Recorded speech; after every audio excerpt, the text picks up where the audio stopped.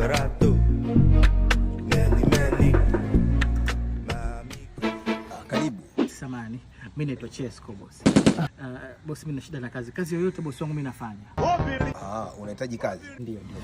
Kazi umepata. Kazi nimepata.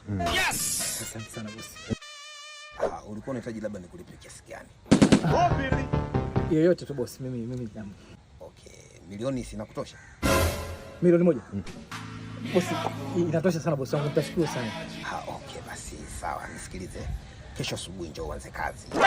Milioni, afu zena mwisho wa mwezi nitakupatia milioni. Si iko sawa hiyo? Yaani asubuhi unanipa milioni kesho.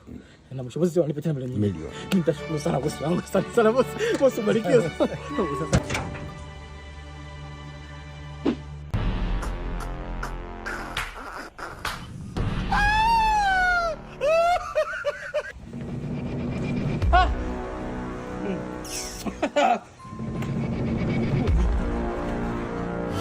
Shindwa kuvumilia.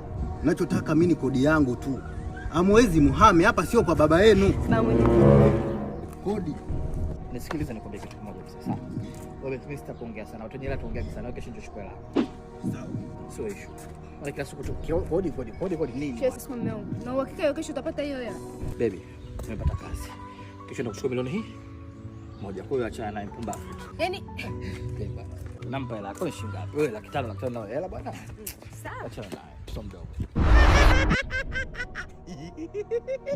Tulia wewe. Tulia. Odi, ingia. Tulia. Brother, vipi? Safi.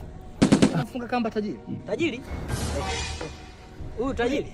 Huyu ni chizi. Bro, hebu acha masiala. Nakuja hapa jana, sawa?